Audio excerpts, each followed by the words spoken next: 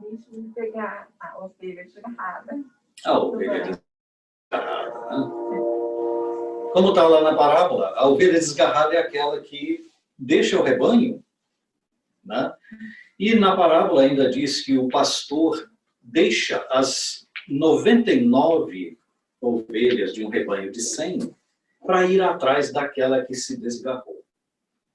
Então, isso aí já traz uma lição muito séria. Muito séria. O maior perigo para o rebanho não é o lobo, mas a ovelha que se desgarra voluntariamente. Por quê? Porque ela coloca as outras todas em risco. Elas comprometem as outras. Porque o pastor agora, segundo a parábola, deixou as 99 para e foi atrás daquela. Ele confia que aquelas 99 estão cumprindo as leis, cumprindo o que elas devem cumprir, cumprindo o seu papel na vida. Elas estão... elas sabem que elas devem ficar ali. Cada uma sabe o seu papel. Essa ovelha aí é a revoltada. Ela não quer cumprir com as regras, não quer cumprir com a lei. Aí me lembro de um psicólogo americano, James Lehman, muitos anos atrás, eu estava lendo uma obra dele sobre a educação de crianças e jovens. E nessa obra ainda diz que esse método educativo dele serve para todas as idades. E eu recomendo essa leitura, Total Transformação, né, Transformation, James Lehman. Mas um conceito interessante ele coloca em sua obra, que aqueles jovens, já adolescentes, já grandes, que têm realmente já fisicamente um poder destrutivo maior e muitas vezes agridem os pais, e na maioria das vezes é contra a mãe, porque geralmente o homem reage mais diferentemente, e é muito raro ver um filho agredir o pai, mas um filho agredir a mãe, eu pessoalmente já vi adolescente agredindo a mãe. Certo? Então, James Lehman, ele diz que quando todos os recursos educacionais dentro de um lar se esgotam e a violência ainda está presente pelo filho, ainda há um poder acima do pai e da mãe para aquela criança que não quer de forma alguma cumprir com as normas gerais de educação, a polícia. Ele aconselha mesmo o pai e a mãe que estiver sendo agredido dentro de casa pelo filho chamar a polícia, porque é um direito deles. E a polícia vem e vai resguardar o direito do cidadão. Porque nesse momento ele não está pecando apenas, ele não está agredindo apenas o pai e a mãe, ou a mãe. Ele está agredindo a lei estadual também. E aqui nos Estados Unidos nós sabemos, né? A lei varia levemente de estado para estado, cada estado tem suas variações nas leis, sendo, claro, todas elas sob a Constituição Nacional. Mas há pequenas variações. Então, o indivíduo que agride alguém aqui no estado de New Jersey está agredindo a pessoa, sem dúvida, mas ele está agredindo também a lei. Aí vem um outro conceito. Jesus nos ensina a perdoar 7 vezes 70, que naquela época significava um número ilimitado de vezes, todas as vezes, porque raríssimos sabiam fazer as continhas de quanto daria 70 vezes 7. Então essa é a nossa parte, perdoar aqueles que nos agridem. Mas aqueles que nos agridem ainda estão também agredindo a lei maior. No nosso caso aqui, mesmo que alguém assassine uma pessoa premeditadamente no estado de New Jersey e a família perdoa aquela pessoa, não vai colocar qualquer acusação contra aquela pessoa formalmente, aquela pessoa ainda deve ao Estado. O Estado vai acusá-la e ela vai ser condenada e vai ser presa, vai cumprir a pena. Então, esse conceito de lei algo que nós temos que ter sempre em mente. Mas vamos falar da lei maior, aquela que está acima de todas as leis, a lei do universo, a lei de Deus. Aquela que não muda nunca. Aquela que não precisa de adaptações do desenvolvimento da sociedade ao longo do tempo. A lei de Deus é imutável. Então vamos falar dessa lei, lei maior. Mesmo que o nosso semelhante, nosso irmão, nosso companheiro, nos perdoe a agressão que lhe fizemos, o mal que lhe fizemos, nós ainda devemos essa lei. O nosso companheiro nos perdoou. Graças a Deus, um obsessor a menos em nossa vida. Nós temos que nos perdoar. Isso é bonito, romanticamente falando, é maravilhoso. Nos perdoar é necessário. É necessário. Mas ainda há lei maior a quem devemos satisfação. Devemos cumprimento. A lei maior vai nos cobrar. Onde está escrita essa lei? Onde está escrita a lei de Deus? Na consciência, exatamente. A Kardec nos esclarece isso.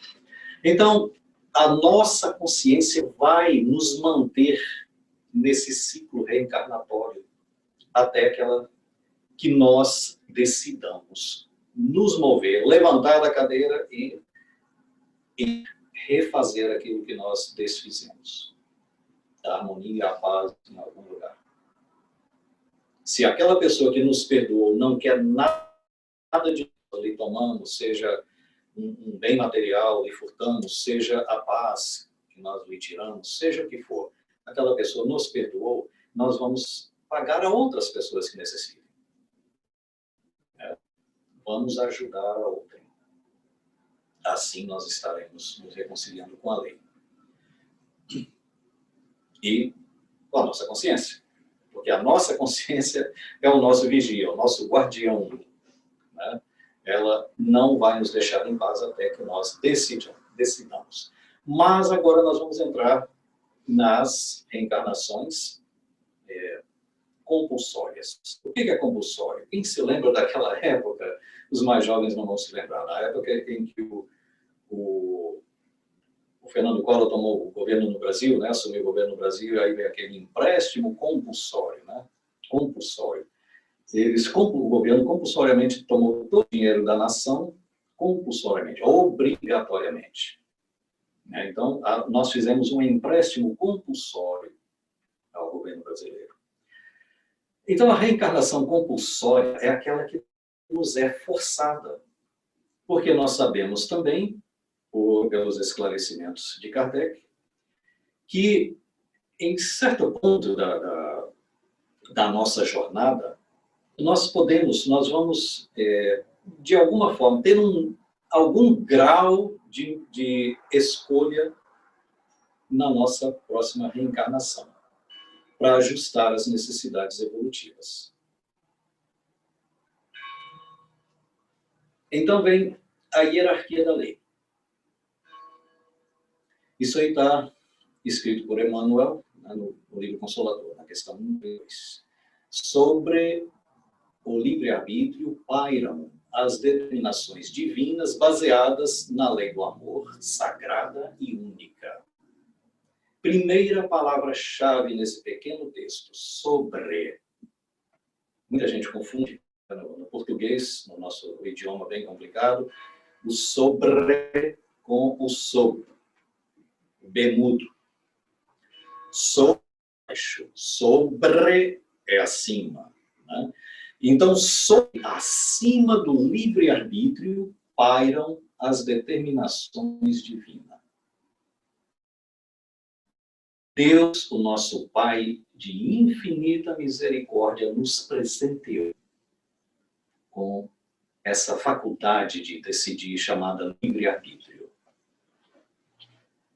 E, de certa forma, é um direito do ser criado por Deus. Deus lhe deu aquilo. Se lhe deu, é do indivíduo. Por direito divino, ele tem livre-arbítrio. Agora, quando esse livre-arbítrio mal usado causa dano a outrem, aí volta ao ponto inicial. Que direito você tem de agredir o outro, de pecar contra o outro? Então volta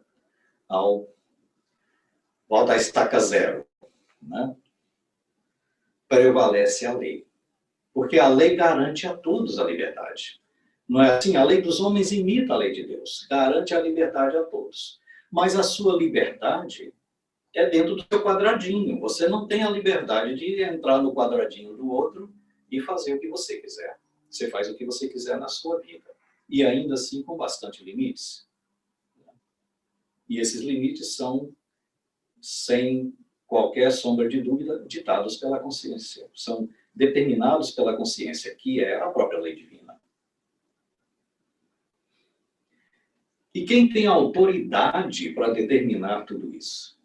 Então, Deus, o Criador do universo, pode impor certa existência a um espírito quando este, pela sua inferioridade ou má vontade, não é apto a compreender o que lhe seria mais útil, e quando vê que tal existência servirá para a purificação e o progresso do espírito, ao mesmo tempo em que lhe sirva de expiação. Agora nós vamos começar pela última palavra, expiação. Expiação, o que é? É a gente expiar, com X, né? A gente sofrer aquilo que vai nos trazer de volta ao nosso trilho, aquela meta, aquela estrada que Deus preparou para nós. Eu costumo dizer, de uma maneira bem simples, Deus nos preparou um caminho para todos nós. Nós temos a nossa estrada pessoal. E essa estrada não varia de pessoa para pessoa, originalmente.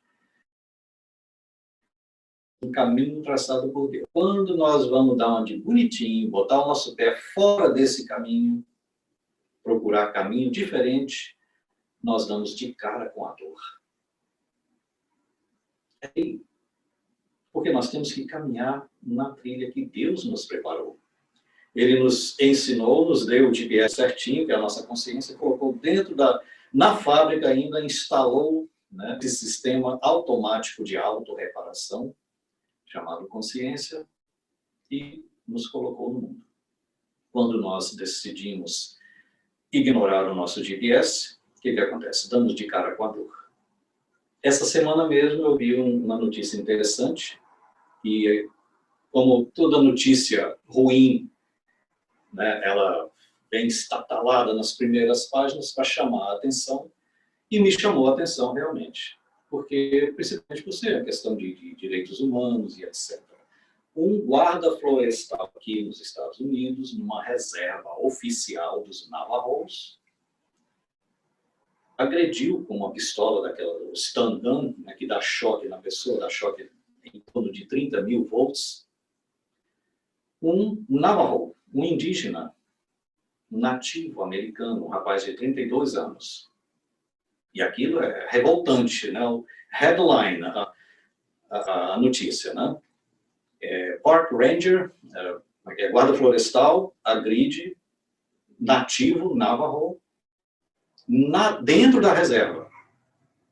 E aí, é claro, né, que só a headline não me convence de que aquilo ali é a única verdade. Eu vou ler mais um pouquinho e ler o que aconteceu.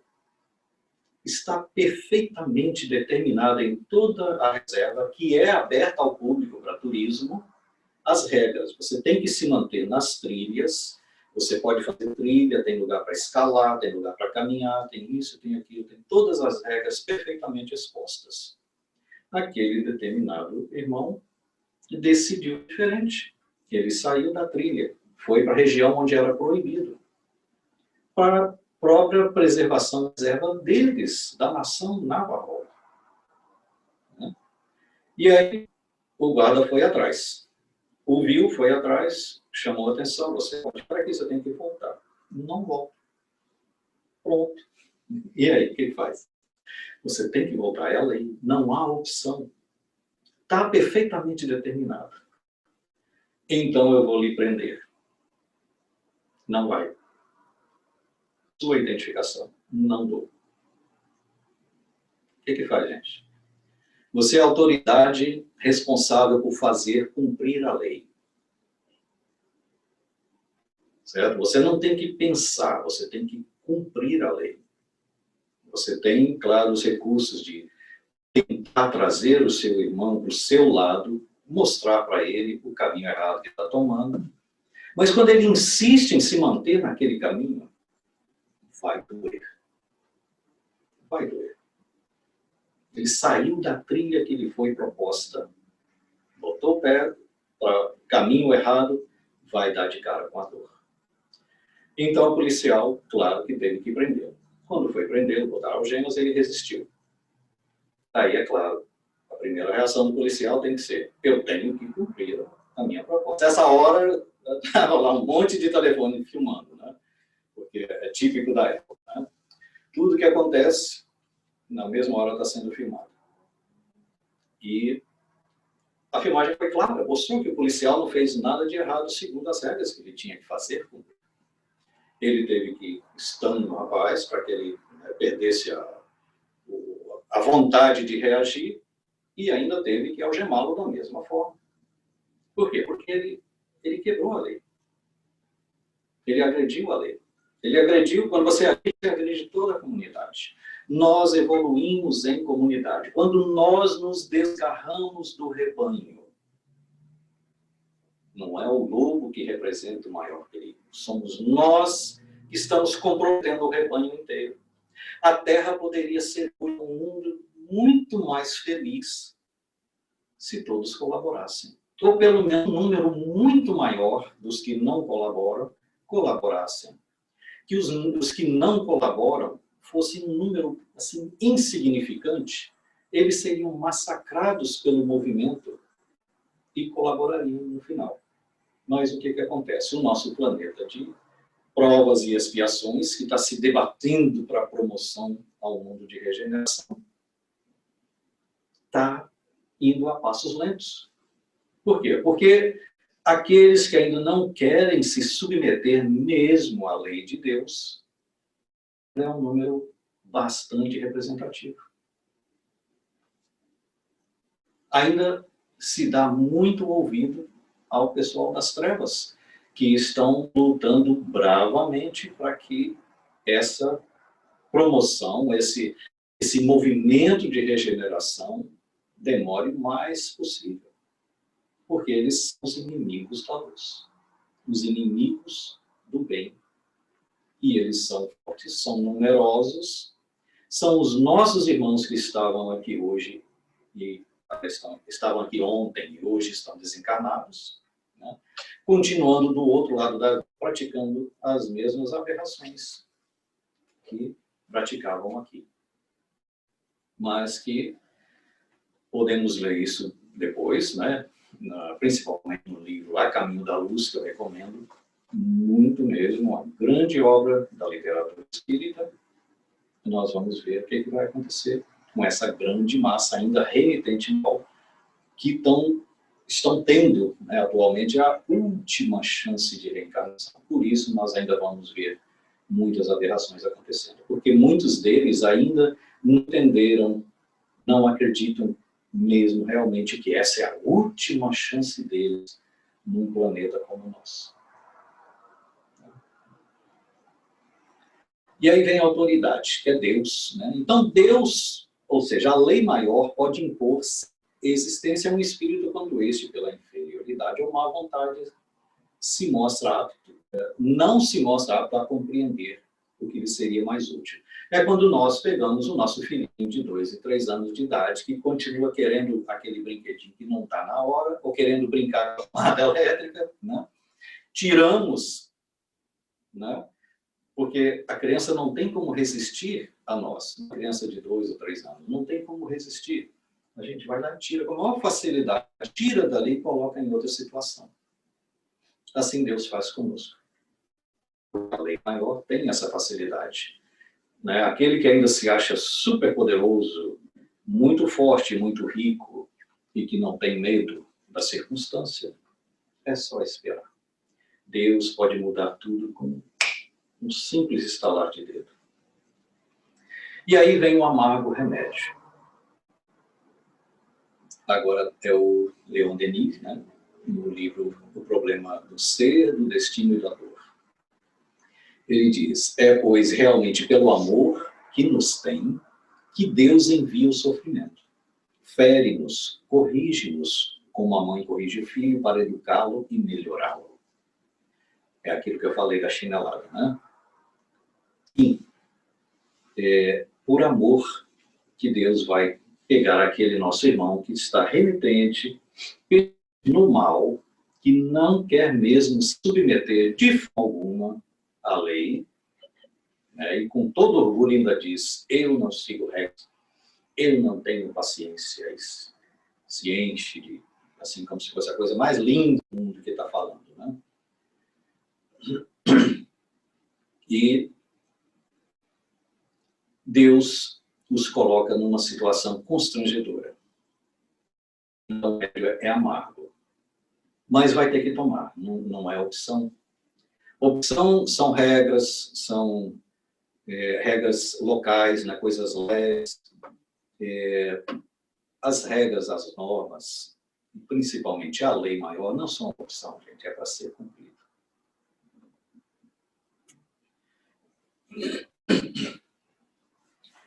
Elegibilidade. Quem está elegível a uma reencarnação compulsória? Quem vai merecer essa bênção? Aí, Kardec diz no Evangelho segundo o Espiritismo, no capítulo 5, causas anteriores das aflições, bem-aventurados os aflitos, né? Título do capítulo. As tribulações podem ser impostas a espíritos endurecidos ou extremamente ignorantes, para levá-los a fazer uma escolha com conhecimento de causa. Eu disse anteriormente que, em certo ponto da nossa evolução, nós ganhamos o privilégio de poder ir ali e presenciar a escolha da nossa próxima encarnação. O que é que nós vamos viver? Qual vai ser a prova? Qual vai ser a missão? Qual vai ser a rotina na próxima encarnação? Como vai ser o nosso corpo que está sendo, nesse momento, desenhado pelos engenheiros genéticos do plano espiritual, os trabalhadores, os construtores, como diz André Luiz. A gente pode dar uns pitacozinhos aqui e ali. Não, tá bonito demais, eu já pequei pela beleza, então eu não quero um corpo tão bonito. Oh, já fui feio demais, eu quero um corpinho melhorzinho dessa vez, eu quero ser mais bonitinho, eu quero ser um pouquinho mais rico, eu preciso ser um pouquinho mais pobre. Então essas são as nossas opções num determinado de evolução nossa. Mas aqui está dizendo dos espíritos endurecidos ou extremamente ignorantes para levá-los a fazer uma escolha com conhecimento de causa. Porque o espírito ignorante, ele quer ser rico, bonito, forte, poderoso, saudável, viver até os 100 anos de idade com toda a saúde. Não é assim? Todos nós queremos. Eu que sou bom, quero. Mas, agora que já é questão do merecimento. E olha, eu vou contar um segredinho para vocês. Deus nos criou todos com esse potencial de sermos bonitos, ricos, saudáveis. Nos criou, no momento da criação, todos nós éramos iguaizinhos, com todos esses potenciais. Ao longo do nosso caminho, das nossas jornadas encarnatórias, a gente foi comprometendo essas habilidades que Deus nos deu. Como a beleza, por exemplo, né? E aí eu me lembro aquela história do nosso famoso Joãozinho, né? Já contei para alguns de vocês aqui. Lá no Brasil tem aquele personagem, o Joãozinho, né? É um menino muito sabido, muito esperto, e faz perguntas embaraçosas, né? E o Joãozinho estava lá vendo a mãe dele se maquiando diante do espelho. Para que isso, mamãe, que você passa no cabelo, assim, assim? Ah, para ficar bonita, meu filho. Para que isso, mamãe, que você está passando no olho? Ah, meu filho, isso é um delineador para ficar bonita, meu filho. Isso, esse pozinho no rosto? Ah, minha filha, isso é para ficar bonita. E Joãozinho pergunta, por que não fica? Né?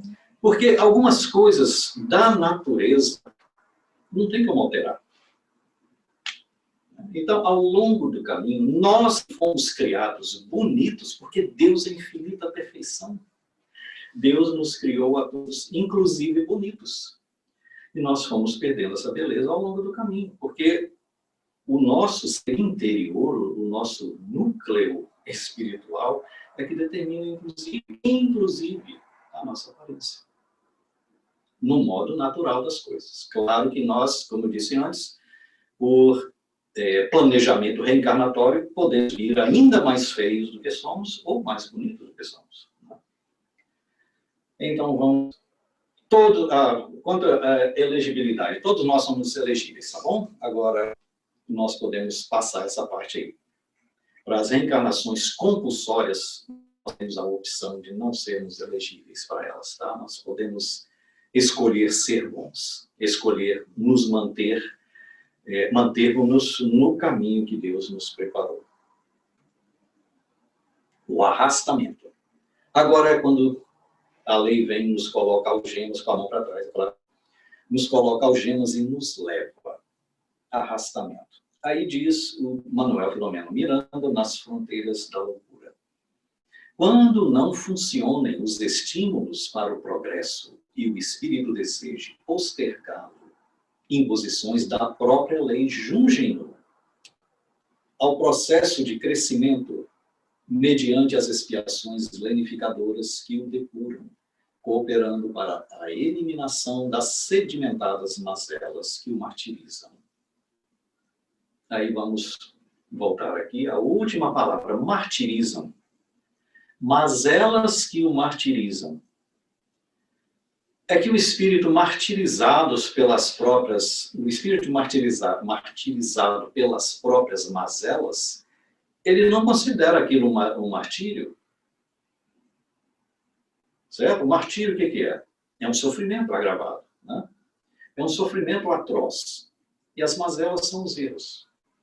Então, o indivíduo sofre pelos erros.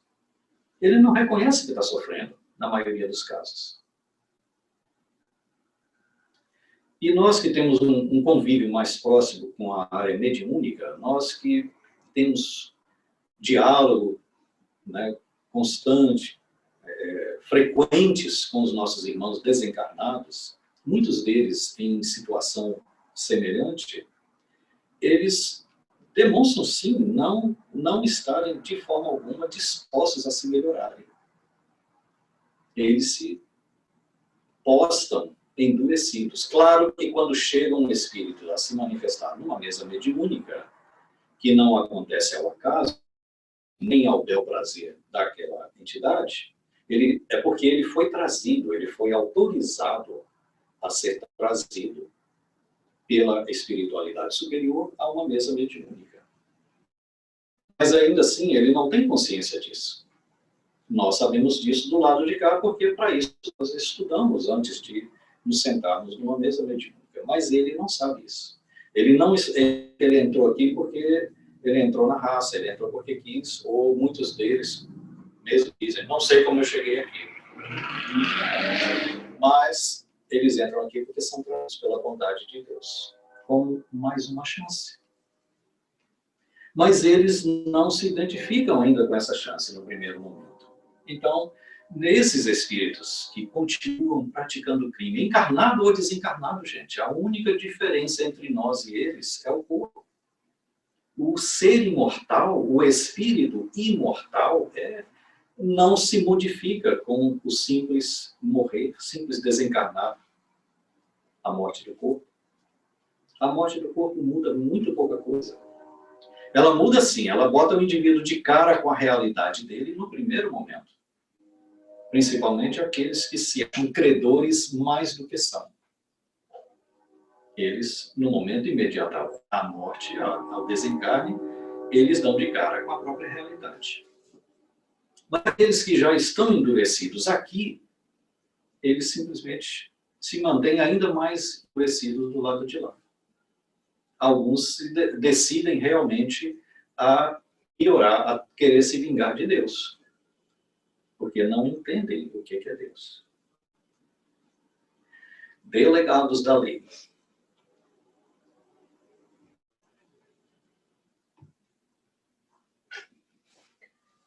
Já em temas bem próximos falamos aqui sobre conceitos de Deus. Então, Deus, vamos, para efeito da nossa fala de hoje, vamos considerar apenas Deus, a lei maior. Então, Deus delega a entidades superiores, espíritos evoluídos, já não devedores. Isso é muito importante. Porque esses espíritos, em muitas ocasiões, eles serão juízes. Eles terão de julgar, terão de fazer escolhas. Então, Deus não pode colocar uma autoridade dessa nas mãos de um devedor, de alguém que ainda deve. Não é como aqui na Terra, não, que se escapular a vida de alguns juízes, alguns magistrados, nas nações, em todas as nações existe isso, vão descobrir que aquelas pessoas têm, se não devem à lei constituída, à lei escrita, devem à lei moral. Então, essas entidades, essas inteligências diretoras, são espíritos altamente evoluídos, visando a proveito, evolução e estudo do nosso passado, fazem elas próprias, em alguns casos, a difícil escolha de nossas provas. O que é isso? É um julgamento. Aquela entidade vai estar julgando nesse momento o que é melhor, o que é mais necessário para aquele nosso irmão que não tem, perdeu completamente a noção do que é certo e errado. Na difícil escolha de nossas provas. Por que é difícil? Essas entidades, esses espíritos a nível de Jesus, eles sofrem quando eles têm que impor a alguém um sofrimento. Para eles, eles sabem que isso não é sofrimento, é um remédio amargo. Mas para o indivíduo, sofrimento é igual quando a gente levava a chinelada da nossa mãe que dizia que dói mais em mim, meu filho. Né? Mas não era o traseiro dela que estava queimando, era o meu e estava doendo. Né? Como é que dói mais em você, mãe, se fui eu que levei a pancada? Né? Então, essas entidades também sofrem, é uma difícil escolha, porque eles vão agir como juízes, delegados pela lei maior. Terapia intensiva. O que é uma terapia intensiva, gente? A gente machucou seriamente. Fomos para a sala de emergência, tivemos os primeiros socorros, os primeiros, como é que chama? As primeiras providências foram, vamos agora passar para a segunda fase, que é a recuperação. Mas o osso foi quebrado, o músculo foi lesado, alguma coisa muito séria, vai ter que passar agora por uma terapia intensiva. Os próximos 2, 3 meses eu não vou poder utilizar aquela parte do corpo. Eu vou me manter em terapia intensiva, de manhã, de tarde à noite, todo dia, 1 vez por dia, 5 vezes por dia, intensivo. Sobre o espírito, diz Emmanuel no livro O Consolador, se demora no erro, portador de doenças incuráveis e chagas persistentes da alma, podem reclamar várias estações sucessivas com a mesma intensidade nos processos regeneradores. Com a mesma intensidade. Gente, isso é sério. Porque eles podem reclamar várias estações sucessivas, várias encarnações na mesma condição de dor, na mesma intensidade. Por quê? Porque ainda não curvaram diante da lei a coisa mais simples desse mundo, depois que a gente é em necessidade. A coisa mais simples é dizer, sim, meu Pai, eu te obedeço. Vou fazer a tua vontade, meu Criador. Mas se você não quiser, volta para a mesma condição pela próxima encarnação também. Poxa, mas eu já nasci completamente aleijado na encarnação anterior, vivi a vida inteira. Mas ainda continua revoltado. Ainda continua se achando credor de uma justiça melhor da parte de Deus? Paciente difícil. Paciente difícil é aquele que reclama de tudo. Reclama do médico, da enfermeira, do remédio, do hospital, reclama de tudo, né? Bons espíritos, aí é André Luiz em Missionários da Luz. Auxiliam espíritos enfermos por até 10 consecutivas. Mas se essas oportunidades voam sem proveito, o atendido é entregue à própria sorte, até que adote nova resolução. Quando, a sós, aprender lições novas e se melhorar, voltará a ser socorrido. Então, aqui algumas considerações. 10 vezes consecutivas aí, gente, não é o número 10, não, tá? Pode ser também, pode ser 10 vezes, mas pode ser também o mesmo conceito do 7 vezes 70. Tá? Os espíritos bons, os espíritos sérios, ocupados, delegados por Deus para certas tarefas de relevância para o progresso da humanidade, eles dedicam tempo a esses espíritos que são malandros mesmo e persistem na malandragem. Então, o ponto é que eles simplesmente largam de mão. Você quer sofrer? Vou apenas cumprir a lei maior, respeitar o seu livre-arbítrio. Mas, é claro, em certas condições, para que você não provoque sofrimento a outros também. Vou deixar você por conta própria. O que acontece ao indivíduo por conta própria? É o exemplo típico do mau cidadão aqui na Terra, do espírito, o cidadão renitente no crime aqui na Terra, no mal, perverso mesmo, desencarna. Do outro lado da vida, encontrar de cara os outros como ele, que vão encaminhar os outros piores do que ele. E ele vai sofrer mais. Ele agora vai ser escravo de uma organização. Ele vai trabalhar para uma organização das sombras. E vai sofrer muito tempo. Até que ele desperte. Quando ele despertar, a própria luzinha dele vai vir com uma oração sentida de André Luiz, depois de todo o sofrimento, subiu em forma de luz e foi vista pelos olhos de Deus. E recebeu socorro. Questão do tratamento. Agora, ainda o Manuel Filomeno de Miranda, no livro dos Bastidores da Obsessão. Pacientes rebeldes de tal monta que o melhor medicamento para a saúde deles é a continuação do sofrimento em que se encontram. Porque o indivíduo entra numa casa espírita trazido por um parente em severa obsessão ou de algum mal físico, vem aqui, recebe passe, recebe água fluidificada, recebe assistência dos bons espíritos que estão servindo na casa, dos bons companheiros encarnados que estão servindo na casa, e não melhoram. Por que não melhoraram? Por dentro. E porque a lei sabia se impondo esse sofrimento também.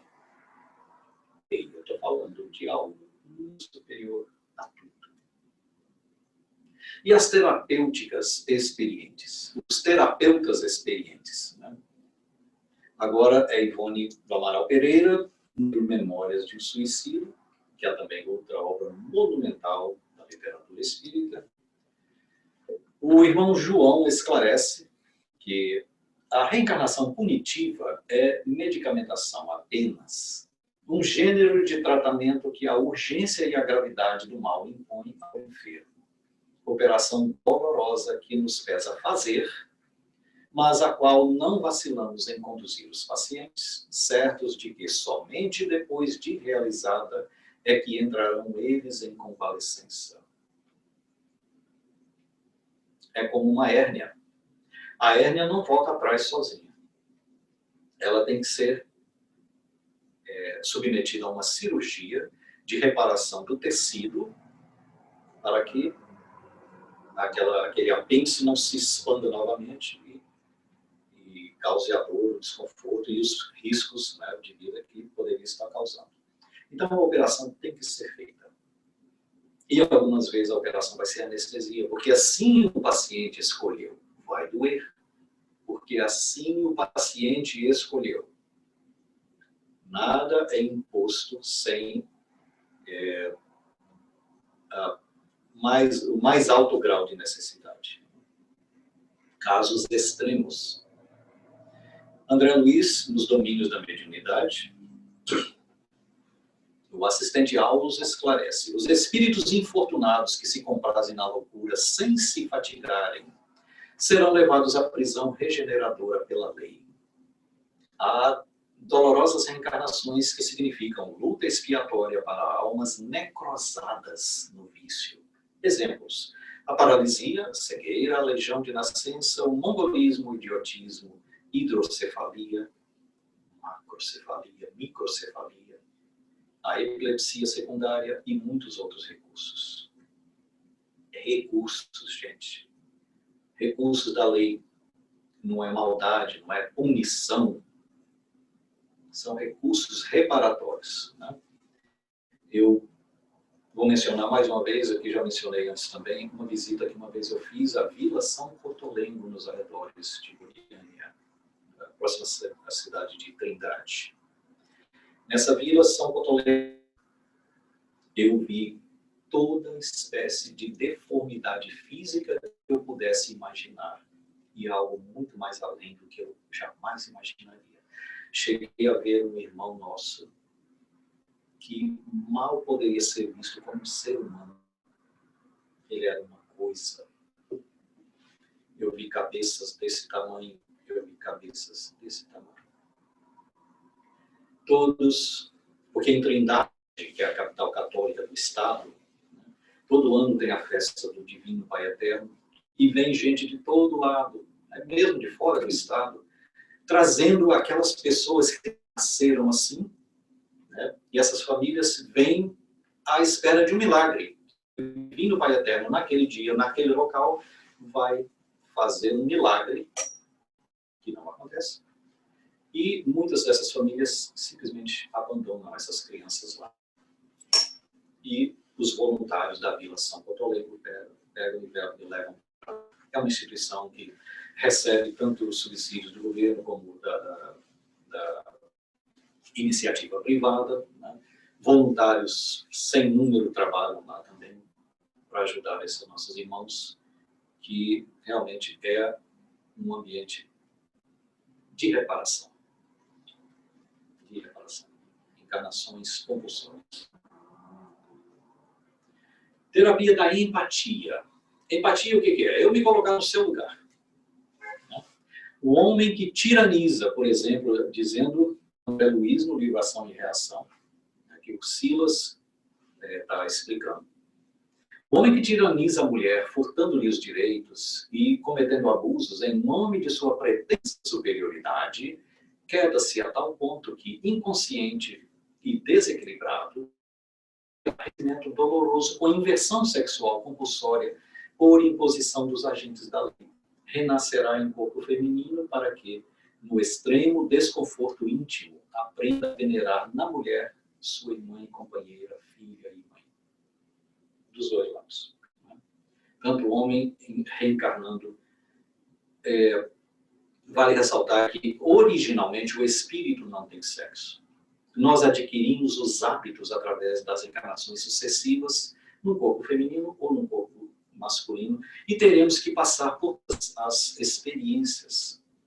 Todos nós já fomos ou seremos um dia do sexo encarnado oposto ao que somos hoje. Eu posso já ter sido mulher, poderei ser mulher novamente no futuro, mas hoje estou aqui no corpo masculino. Porque eu tenho que respeitar todas as condições, eu tenho que passar por todas as experiências. E é natural que a gente sinta o desconforto.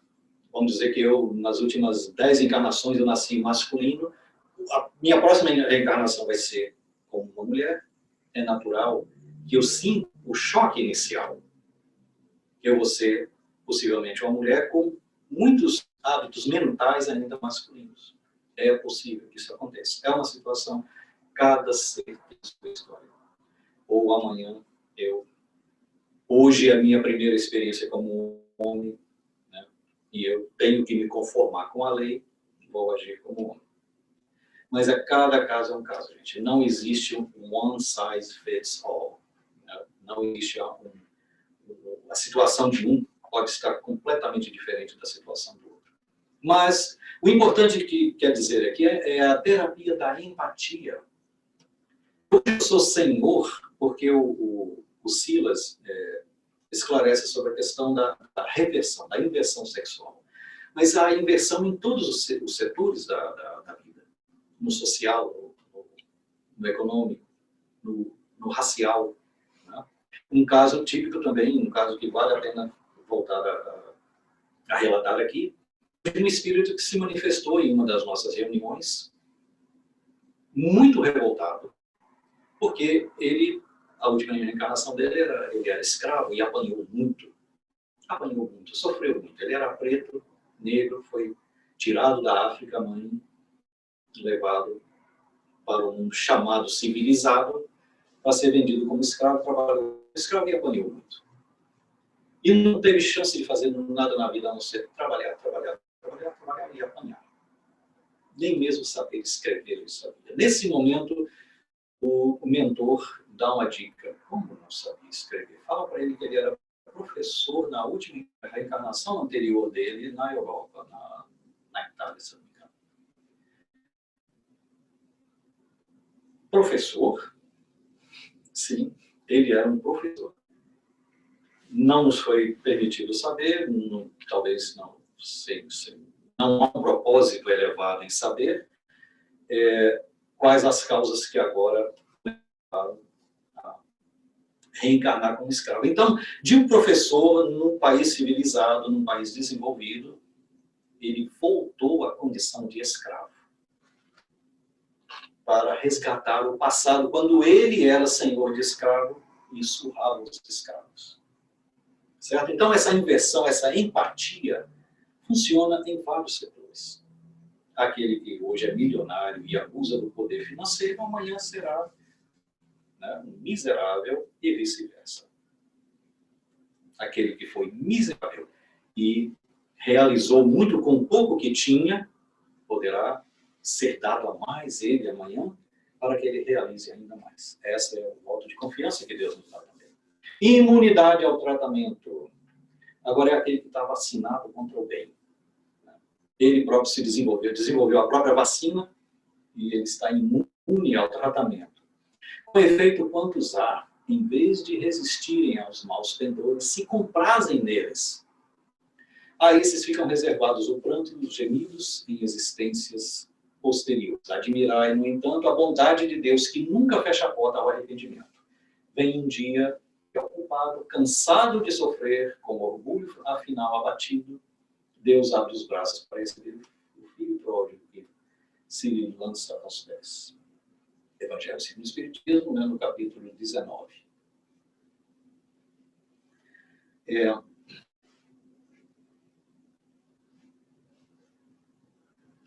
Sim. Só endossando tudo aquilo que nós já falamos até aqui agora. Deus, a bondade de Deus está sempre com a porta aberta para nós. A qualquer momento que nós quisermos voltar para a trilha, tem um preço, é claro. Nós deixamos débitos para trás. Se estivermos dispostos a pagar o preço para voltar, a porta está aberta. E esse preço, gente, ainda pode ser reduzido, tá? Questão 1004, Livro dos Espíritos, em que se baseia a duração do sofrimento do culpado? No tempo necessário que se melhore. Aqui na Terra, de geral, na maior parte das leis que eu conheço, que eu já ouvi falar, a pena de assassinato em países civilizados, onde não mais há a pena de morte, é 20 anos de prisão. Deu 20 anos de prisão, o indivíduo é liberado para sair. Cumpriu a pena, pagou à sociedade o crime que ele cometeu. Mas muitos desses nossos irmãos, eles continuam lá achando que eles fizeram certo. Eles tinham que fazer aquilo porque defendendo a minha honra, ou ele me roubou, ele me matou alguém da minha família, qualquer motivo que seja, o indivíduo acha que ele está certo e ele Passa 20 anos planejando a vingança. O dia que eu sair daqui vai ser a primeira coisa que eu vou fazer. Eu vou achar a de vida e vou matá-lo. Na lei de Deus é diferente. Na lei de Deus é diferente. Em quanto tempo eu vou sair do sofrimento que me foi imposto? Resposta: no tempo necessário a que se melhore. Por isso as encarnações repetidas na mesma condição. E a duração. Né? Ainda no Evangelho, Kardec diz, no capítulo 27, sobre as penas. Né? O homem sofre sempre a consequência de suas faltas. Não há uma só infração à lei de Deus que fique sem a correspondente punição. A severidade do castigo é proporcional à gravidade da falta. Indeterminada é a duração do castigo para qualquer falta. Fica subordinada ao arrependimento do culpado e ao retorno à senda do bem. E a eficácia? Será que vale a pena, né, impor sofrimento para o indivíduo? A dor é o grande e abençoado remédio. Reeduca-nos à atividade mental. Depois do poder de Deus, é a única força capaz de alterar o rumo dos nossos pensamentos, compelindo-nos a indispensáveis modificações. André Luiz, Entre a Terra e o Céu. Aí nos lembra da nossa parábola do capítulo, que você já conhece. A Patrícia, talvez, porque nos visita hoje pela primeira vez, não conhece. Para não parecer muito repetitivo, eu vou contar só para ela e vocês vão ouvir por casualidade. É a parábola do cachorro. Segundo André Luiz Cabral, com ela sentada na varanda e o cachorro sentado do lado dele, ganindo, chorando, reclamando. Passa outro compadre na rua. Compadre, oi, bom. Assim, lá no interior de Minas. Compadre, que dia acha esse cachorro aí chorando desse jeito, compadre? Ah, compadre, ele está sentado no prédio. Ô, compadre, por que não levanta? Porque não está doendo o suficiente. Né? Então é isso, a dor é o grande e abençoado remédio que nos compelindo a indispensáveis modificações. Somente quando a dor dói para valer e nós não tomamos iniciativa lá no início, aí nós vamos mudar. Mas no início a gente pode tomar ainda um medinho, né, para dor de cabeça. A gente pode tomar algumas medidas iniciais quando a dor quando aquela primeira pisada fora da senda nos indica que estamos no caminho errado. Quando começa a doer, a gente repara logo aí, gente, tá? Nós vamos errar, sim. Ainda no nosso estado de seres humanos imperfeitos, vamos errar. Mas detectado o erro, começou a doer, vamos reparar correndo, vamos voltar para a senda correndo, porque a porta está aberta. Nosso Pai deixa a porta aberta. Não vamos deixar a nossa situação. Muito obrigado pelos seus ouvidos bondosos.